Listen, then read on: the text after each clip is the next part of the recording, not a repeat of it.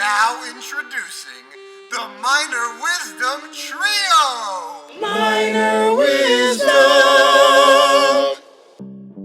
All right, children, today I've got my middle school educator, director, theater extraordinaire, movies before 1994 extraordinaire, Larry Dachslager, back on the podcast. He was previously on the podcast on episode 13. Episode 13.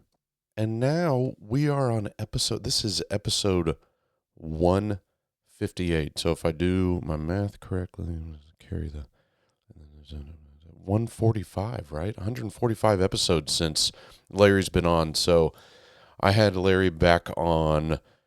This was recorded, I think, back in July. So July 1st, I think, is when we recorded it. So it's been a while since that recording came. And I've still got people that I recorded before that are going to be on the next couple of weeks. And then we head into TXETA. And I hope people are registering for that festival. I know numbers were a little lower than I believe they want them to be, but I wholeheartedly think that registration is going to pick up now that we are back in school and people are getting their financial ducks in a row and getting their paperwork into their bookkeeper and saying, I've got to be there, because you do. You've got to be there, TXETA, to kind of, for the most part, kick off the year, because it's September that it'll be in, even though it's, for some people, your first 6 weeks, if you're on a 6-week plan, your first 6 weeks is done by the time we hit TXETA. And for those 9-weekers, 9 weeks is almost up a couple weeks later. So it is kind of a refresher and kind of a kickoff to the start of the year all in one, but it should be fun. And I'm uber excited about it. We've got my role is exhibitors and making sure that they are happy and in booths that fit their needs and all that good stuff. And so far, so good. And we've got a lot of exhibitors coming, a lot of cool ones, some new ones, some that haven't been there in a long time, some that have never been there, and some that you see every time you show up. And that's okay. That's how it's supposed to be. And so I'm super excited about getting that. And yes, we've got a month till that happens, so I will be talking about it for a while. I believe the early bird registration ends somewhere around September 10th. If only I had a way to look that up. But you can register all the way. I believe you can register on site. So bring it on. Bring it on down to Galveston, Texas. You can't get further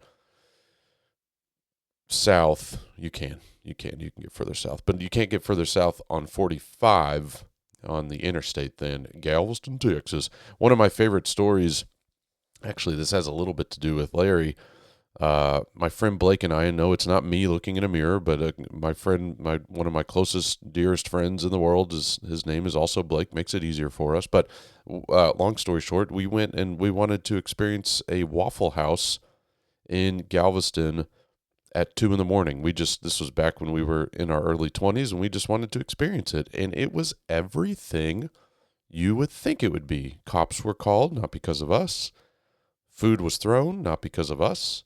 It was exactly how you would picture a Galveston Waffle House at 2 a.m, how it would be. And anyway, I digress. So Larry and I chatted. This is not like the normal format, only because he's been on before. So if you want to hear him talk about things, you can go back to episode 13. That was literally years ago, and it's a completely different Larry. I don't see Larry, obviously, clearly. Let me start over again. I don't see him nearly as much as I used to. I used to see Larry almost every Friday and Sunday for a very long time, because we had a tradition of going to Barry's Pizza, which was on Richmond, and Barry's was a casualty of COVID as far as the restaurant is concerned. So that pizza place closed down. Delicious sausage pizza. Beautiful. Just really well done. Anyway, but obviously we don't do that right now, because he now lives in Las Vegas, Nevada, and is just thriving out there. And so I just wanted to have him back on. You can hear, like, you can hear it in his voice how much he's just loving it.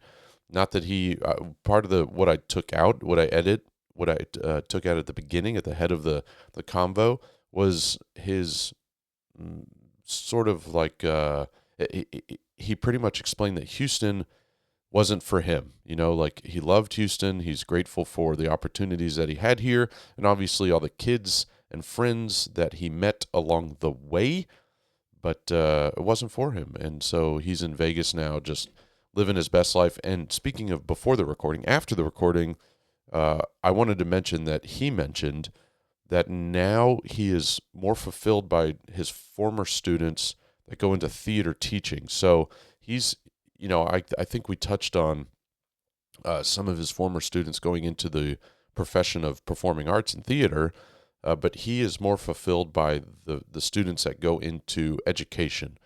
And I thought that was something that needed to be mentioned. And it was, I just love Larry, one of my favorite people of all time. So this is a very conversational piece, not the normal. Again, you'll hear my voice a lot in this one, which I try to take out of most of the ones where we're just getting to know the person for the first time. But this is just Larry and I bantering and having a good time. Hope everybody enjoyed. Some of you went back for the first time this week. I went back to school Thursday. No students yet. We have them next week, but it was it was great to get back and start over.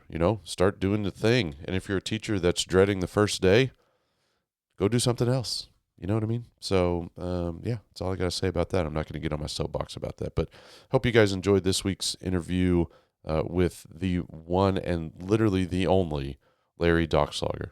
First of all, you never. When I first heard about this job opportunity, my first thought was there are children in Vegas. Like a lot of them. Yeah. And Vegas has been fascinating. I went on before I moved here, I watched a bunch of YouTube videos about the pros and cons of living in Vegas. And one thing that everybody gave as a con, which for me is a pro, is you'll have no social life because it's a transient place, right. And people. So I'm able to to go to school where I have a terrific time, and then just go home and I'm isolated and I don't have to socialize, and right. It's wonderful. For whatever reason, Vegas I find it to be a very efficient place. I go to the DMV and I never have to spend more than 10 minutes there, right. or jury duty was like that. Yeah. Everything that normally is a huge pain in the ass is quick here. They just have a really good handle on stuff like that. I find the people friendly. During the pandemic, everybody was very compliant. It's just geographically, it's not humid. Right. It's hot as hell, but it's not humid. Does the compliancy and all that kind of stuff have to do with the fact that Vegas runs on outsiders' income, and so they don't want to shut down because they know how the city might shut down? Absolutely. Yeah. I never, ever, even in the midst of the pandemic, I never had to stop going to the movies. Yeah. The movie theater, I was always the only person in the auditorium, which says more about, I think, the movies that I choose to see than anything. But, I think they had half capacity or whatever. Right. But yeah, there was no drama with it. It just, the pandemic, speaking selfishly, the pandemic didn't really affect me. Right. That much, other than, and I was grateful because of the remote learning. Yeah. Which when it first started, I got scared because everybody was like, this is the wave of the future of education, like the Jetsons and blah, blah, blah.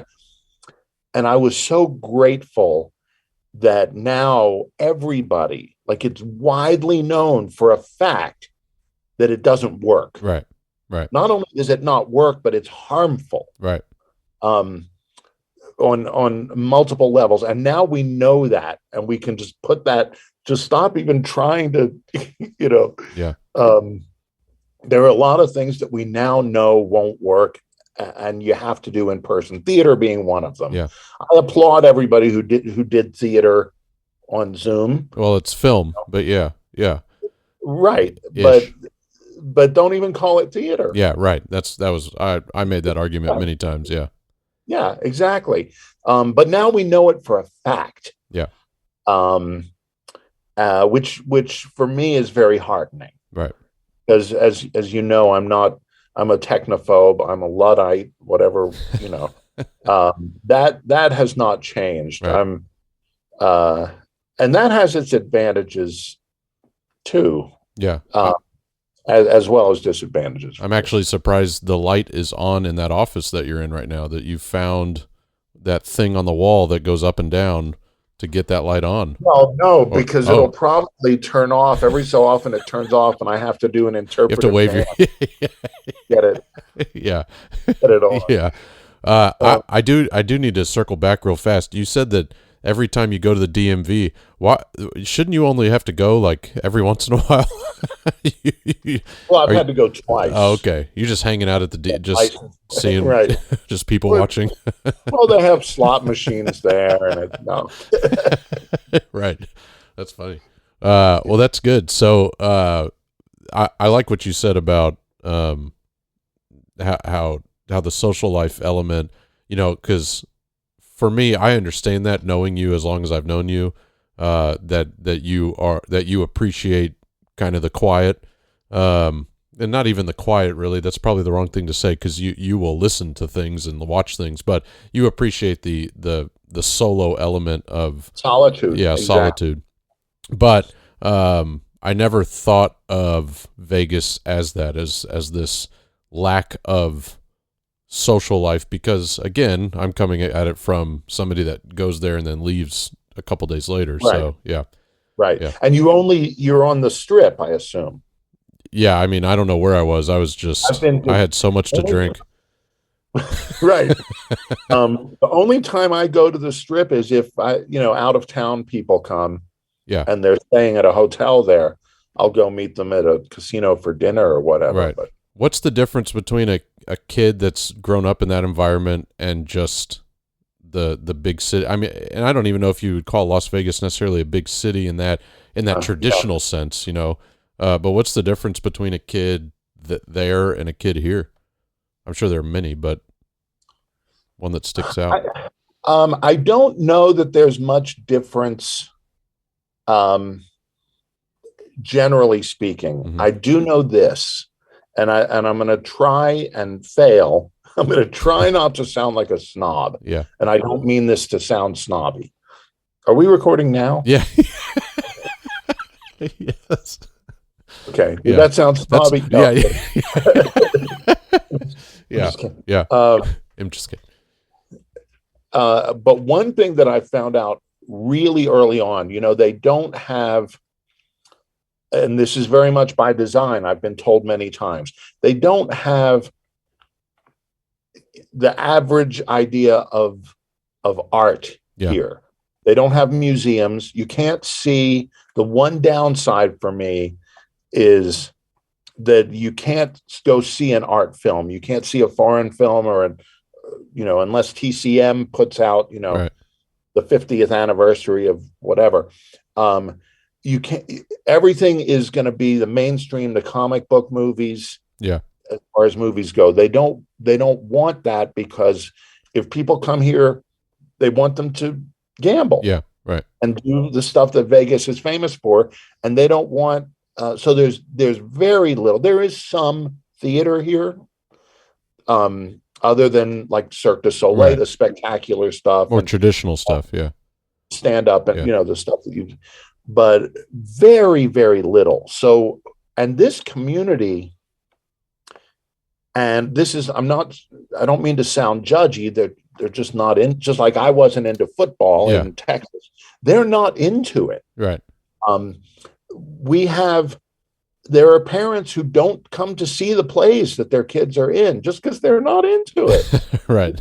Right. You know, it's not their thing. Yeah. So I was shocked when I first started working here, in my class of seniors, high school seniors. I said, we're going to learn, we're going to study West Side Story. They hadn't heard of it. Wow. Yeah. They were completely unfamiliar with it. The musicals and the plays that they're familiar with are either Shakespeare because they read it in school, Yeah. or they're familiar with the things that have been made, like Mamma Mia. Right. It's been made into a popular movie, and they're into the, you know, what they know about movies is the Disney stuff. Yeah. The recent Disney stuff. And again, I'm not judging. That's just what. Right. Is what it is. Yeah. So for me, it's been wonderful because everything that I introduce them to is new and exciting. Yeah. Yeah. Whereas in Houston, if I were to introduce some of this stuff, it'd be like, can't we? Yeah. That kind of thing. Yeah. Case in point, we did with the seniors, I always choose a musical that we study in class. We read through it. We listen to the songs. And last year I did She Loves Me.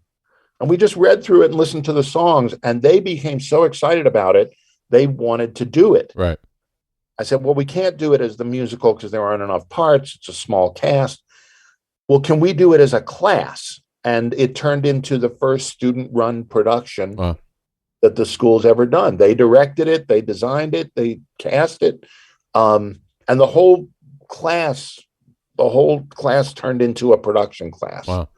It was and now I think we're going to do it again this year, where we're going to do another student-run production. Right. So they're thirsty for this stuff. Right. That they didn't really know that they were into as much as they are. Does that have anything to do with you? I mean, I would guess yes, but you.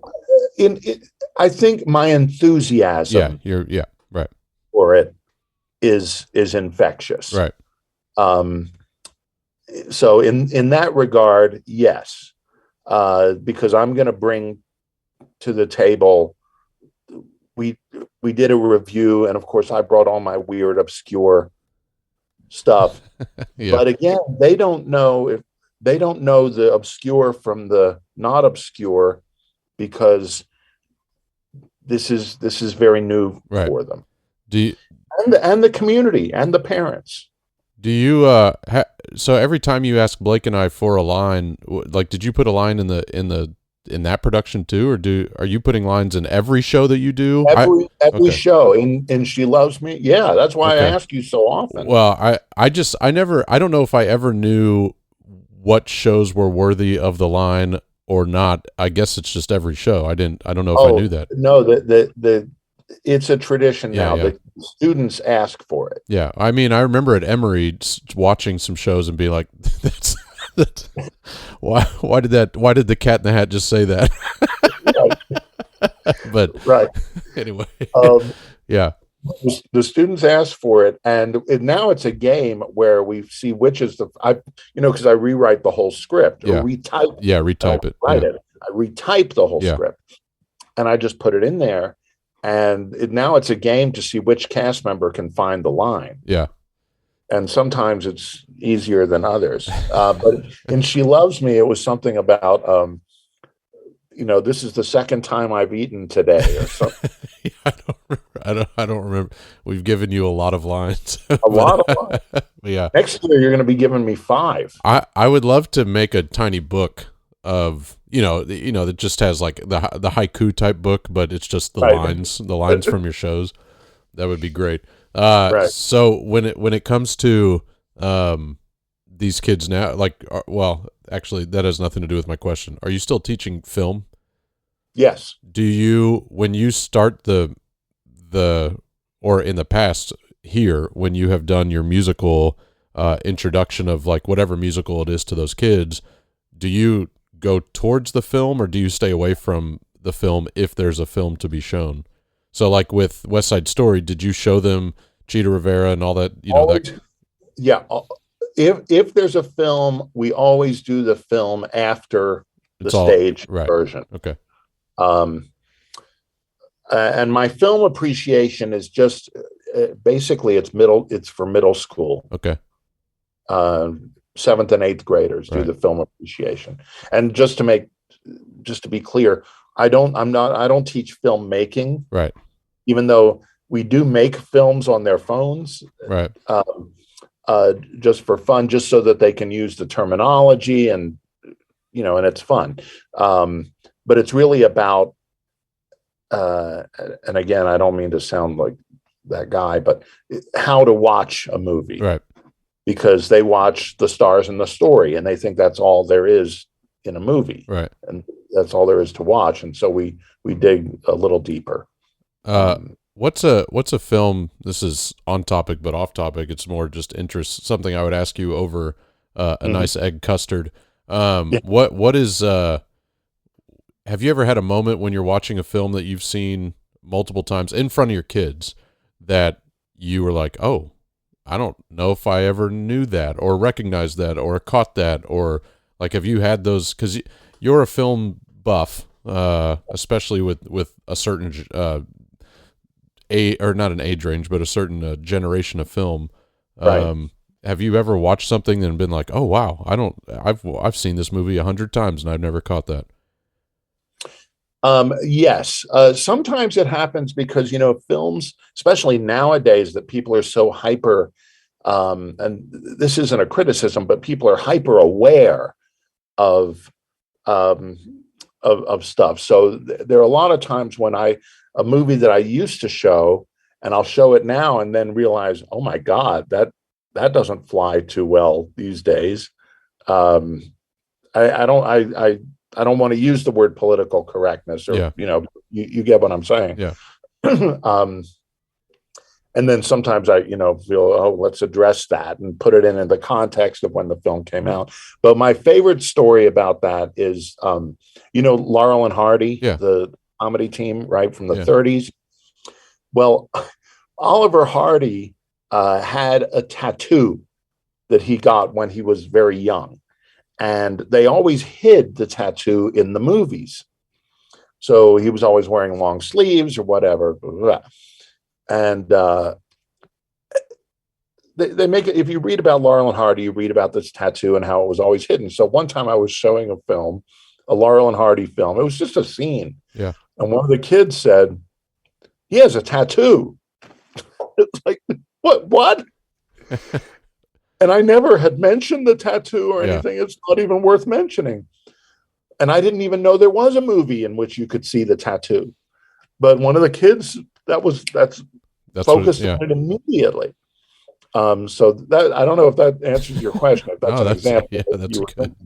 That's funny. Yeah. What do you know? What is the tattoo? Is it PC? Or? I don't remember. Yeah. It's a little heart or something. Yeah. That he got as a teenager. Yeah. And you can now I know you can see it in one of the movies, right.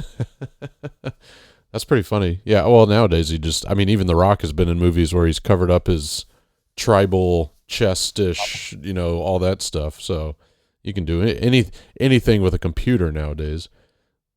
Oh, that's true. Yeah. What are some of the things that you have been able to do in Vegas that you weren't able to do here because of just the mentality of those students, being that you mentioned earlier, sometimes the parents don't even show up because it's just not their thing. It's not a lack of support. It's just, it's just not what they do. Have you been able to kind of push the limit a little bit there more, or not as much? And you've never been one to want to do the hard hitting, rough and tough shows or anything like that. So it's not like, when I first came here, I was warned frequently that this is a very, very conservative community, and that in the past they had done shows that pushed the envelope. I heard that phrase a lot. Yeah. That pushed the envelope, and there were problems and blah, blah, blah, blah, blah. And I do feel that, and at my job interview, I said, well, if you don't push the envelope, you don't ever move forward. Yeah. And eventually they're going to go to college, and their professors are going to use this language, and they're going to be given reading material with, with these subject matters and these themes. So my go-to has always been, if I can justify it from a pedagogical standpoint, then we'll do it. Yeah. If we're just saying the word ass just to say the word ass, right. But we just did Midsummer Night's Dream, and the word ass shows up a lot. Yeah. And the kids were, are we going to say this? Are we going to say, well, yeah, because it's, I can justify it. Yeah. Right. So, I'm not into the, and that's part of the challenge in choosing shows. Right. You can either choose an old show, which nowadays, you're dealing with context things, racism, misogyny, whatever. Yeah. Or you can choose a new show where they're talking blatantly about sex, drugs, and rock and roll, and using profanity. And you can only do Annie so many times. Yeah. Which, by the way, I've never done Annie. Yeah. Well, not that I wouldn't, but I just haven't done it. It's okay to stay away from Annie. Yeah. So, it's very tough. Yeah. To find material that so like when we did Drowsy Chaperone, there's some stuff in there that pushes the envelope. And again, if I can justify, and I sent an email to the community, this is, if this play were a movie, it would be rated this because it has this and this, and we included this because it teaches blah blah. Right. That's actually in middle school, that was all Gail would say was, this teaches blah blah, and we had no idea what blah blah was. But years later, I learned the blah blah. Well, part of it, it is a CYA move. Yeah. But do you remember? I tell the story all the time about. I won't say the name. When we did Anything Goes, middle school, Anything Goes. And a parent overheard you coming up to me and saying, I can't get the damn light to work. And the parent was angry, not because you said damn, but because I didn't correct you. Yeah. Because that's the appropriate time when you say damn is when the light won't work and the show opens and, Yeah, and I think the dimmers were burning at that time too. They were smoking or on fire or something. Yes. So, I feel like damn was pretty tame actually for that. Yes, it was. And and this parent wouldn't let their kid be in the show and didn't tell anybody. Damn. And the kid had a substantial role, and we ended up like 15 minutes before the show restaging stuff. Yeah. That's one of my many theater stories that everybody knows. Yeah. Well, Christy Wilson could only play so many parts in that show, so so she was great. That show had a profound effect on me. That was such a fun time doing. I don't know why I've done hundreds of shows, but for some reason that production of my 8th grade Anything Goes sticks out like it was done yesterday. I don't know. Is it because you were doing double duty? You were. I don't know. You were in it. I think part of it was, at the time it didn't mean much to me, but years later, when I realized the magnitude in which that show, like how we pulled off that show, it's the same with 42nd Street, which we had done the year before. Still thinking back to the magnitude of those shows done on that stage at Welch, and how big they were, it sticks with me now, which again, I don't think at the time I understood the magnitude, but now it's like, holy crap, damn, that's, those were some big shows for middle school. and a middle school in which wasn't necessarily the wealthiest of schools and didn't have, the great necessarily community around it, but and by that I mean wealth wise. I don't mean support, because it was hella supporting. But Yes. Anyway, I just thought that was crazy, but that's neither here nor there. Go. It's not the Warriors. It's the Huskies, I think now. The Welch Huskies. Oh, yeah. Huskies, yeah. Or Wolves. No, Welch Wolves. That's what it is. Okay. Yeah, Welch. So you can still hold up 2 W's. Right. Which I know is what you're concerned about. That's why you came back on the pod. I honestly don't know. I taught there 3 years. I don't know if you were to ask me what their mascot was, if I would have been able to tell you, even back then, without really thinking about it. Well, it was the Warriors, and they changed it, because they're getting rid of that stuff. Even though the Golden State anyway. Hey, Larry, Golden State or Boston? Oh, Golden State or Boston? Yeah. I'd go with Boston. Okay. Warriors or Celtics? Wait, what was that sound I just heard? Oh, it was your listeners turning off their, switching to another podcast. What was it? Warriors or Celtics? Celtics. Okay. All right. Well, you were wrong on both accounts, because it ended up being the other team winning, but that's okay. That's for those people listening. Don't worry about what we just did, but that was good. That's one of my favorite games to play. Mine too, even though I always lose. Yeah. You haven't done well. Oh, the Undertaker's calling. Just spam call. My girlfriend, Scam Likely, who's always bothering me. Speaking of cell phones, you're an iPhone user now, huh? I am.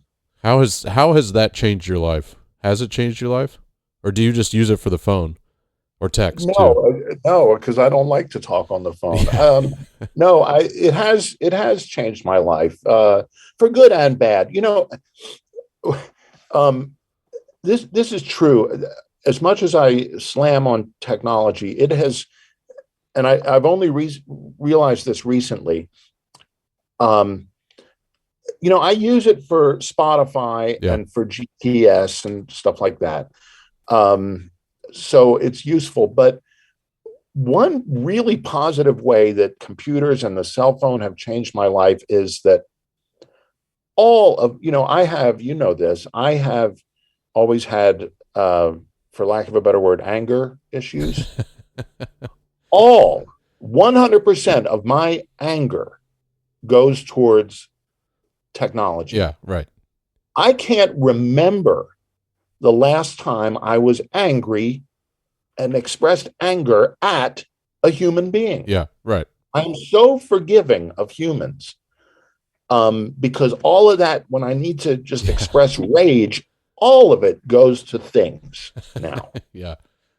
And which is, I think, very healthy. Yeah. It's helped in my relationships, my social life. Not that I have much of a social life, but certainly my teaching. So that's a good thing with technology. Yeah. What's the simplest fix that you've ever encountered that somebody that you said, I can't figure this out? You, little Timmy or little Jane, come over here and help me figure this out. And all they did was turn it off and turn it back on again. Mr. D, you just don't have it on. Okay. No, just anytime something's not working. Yeah. How do you do it? Turn it off and turn it back on again. And then boom. Yeah, it's crazy how you would think that there'd be some simpler way to do things, Well, good. What else do you want to throw out there? I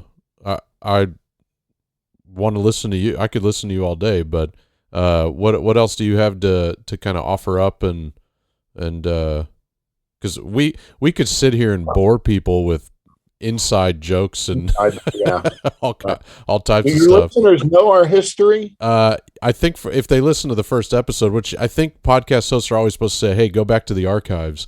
Don't do that in this case. Yeah, I mean, long story short, you were my middle school theater director. Was it you came in my sixth grade or my seventh grade? Seventh grade. Yeah, seventh Because I grade. wasn't involved with 42nd Street. Okay. So seventh and eighth, and then I went off into the magical world of HSPVA. But you and I, I guess I would say we kept in touch, but we didn't really become friends until I became friends with other Blake, and we realized we both know this Mr. Is it pronounced Dachslager? Yeah. But we both know Larry, and then it became. I kind of infiltrated your traditions with Snakey, and but then it I became. And I was sort of on the periphery of HSPVA because I coached. You coached a lot of kids getting into it. Yeah. I knew a lot of they were in what we now call the Larry Loop. Yeah, who's we? We is everybody in the Larry Loop. Well, I've never called it that, so I must. There was a kid who I used to do shows with 100 years ago at the JCC. Okay. And he's an entrepreneur, doesn't do theater at all. Yeah. So he contacted me last week to tell me that he's dating this woman. And it turns out that she knew me because it was John Bass's sister. Yeah. Okay. So, and I knew her before I knew John. So they were both in the Larry Loop. Yeah. Yeah. That's funny. The 6 degrees of separation via Mr. D. Yeah. But yeah, so, you and I, since I was, I don't know, 15 or 16, maybe 16, we've been friends. And and so it's been a while, but and lots of inside jokes like follow my lead and things like that. So just speaking of inside jokes, you mentioned her, but we should mention Gail Silver. I'm sorry, I was grabbing this because this is something you introduced me to. So absolutely. Anyway, yes, Gail Silver. We should mention Gail Silver. I need to have her on. Well, that was going to be my next question because she definitely was. I consider her my mentor. Yeah, she taught me. You're talking about the scope of doing these grand epic musicals with nothing. Yeah, she taught me how to do that, and that was possible. Yeah, because she is a visionary, right? And she would imagine these, Broadway style things and then do them. Yep. And that gave me a lot of, and after that, it was no big deal to do a show in the gymnasium or the school snackatorium or whatever. Because if you have that vision and work toward that vision, then it's doable. Yeah. You should definitely have her on. We are part of the Silver Circle, if you will. Is that there you go. All right. I was trying to think of a Gale geometric figure or something that goes with G, but the Gale geometry, that doesn't work. But the Silver Circle, that's pretty good. That sounds like something, when Jennifer and I went to Iceland years ago, Iceland has it's like it's the Ring of Fire. That's what it's called. In Iceland. And but I feel like the Silver Circle would be something you would encounter maybe even in Nevada, because isn't there like Silver City? Isn't Silver City a thing, or am I making that? Yeah. So the Silver Circle in the Larry Loop is just a little, right. And then there's the Venn diagram where some of you are in both. Yeah, right. Did you ever work with Miss Harrell, Wanda Harrell? Oh yeah. Yeah. Sure. Okay. Because I've wanted to have her on too, because she just recently retired but then went back. She's one of those people that is she just wants to just keep teaching. So yeah, well, that I can certainly relate to that. Yeah. When I went to school, this coming August 30th will be 10 years since I left Houston. Oh wow, I didn't realize it was that long. To go to school. Wow. And while I was there, as much as I loved going to school, I didn't realize how much I would miss teaching theater. Yeah. But I missed it a lot. And and that's what brought you back. So is there an end game for you, or do you just want to keep riding this wave until? So at this point, I'm so happy. Yeah. You know, I'm in a good place, not only professionally, but geographically. Right. And I'm having, again, I don't want to jinx it, but I'm having a terrific time. And I love this, like I said, this group of students I'm working with now are so thirsty for this, Right. that it's been just a joy. You know, that's my, I think it's important the importance of niche. Yeah. And so it's not just enough to be a theater teacher. Like if somebody asked me recently, there's an equivalent to HSPVA here. Yeah. Called LVA. And I was asked recently, you know, about my teaching there. And I'm saying, that's not, you know, I don't want to teach kids. That's why I didn't want to teach at HSPVA in Houston. I don't want to teach kids that's their thing. Right. I want to teach kids that isn't their whose thing, that isn't to that it's fun to do this on the side, and there's benefits, you know, what you learn that'll help you in your later life, and blah blah blah blah blah. I like the raw of a kid who doesn't consider themselves an actor or a singer, and then gets up and starts acting and singing. That's where my strength is. And sometimes by coincidence, they end up doing it for a living. Yeah. But that, you know, I was going to say, you've had successful grads or people that have left your program. You've had quite a number of kids that go on into the world of performance and entertainment. But it's you know, I give myself, they give me credit sometimes very generously, but I give myself no credit for that, because I wasn't trying to teach them to be professional actors. Right. Well, yeah, I think I understand that, because at PVA it's almost an expectation that they go off into the world of entertainment, and I get that. That's probably, as far as whether you take the credit or not, it's still fulfilling for you. Oh, absolutely. Yeah. When I was a kid, you know, like you said, I'm a movie buff. When I was a kid watching movies, it never occurred to me that the people in the movies even inhabited the same world that I inhabit. They were from another planet or something. And now to go to a movie theater and see a film and there's somebody I know in the movie, or watch a TV show or hear somebody's name on it, you know. Fulfilling is the understatement of the century. Right. And it'll never get old. Have you been thanked in an award speech? Do you know that you know of? Well, just Josh Brenner thanked me in his Tommy Tune. Okay. He was the first Tommy Tune Best Actor winner. Right.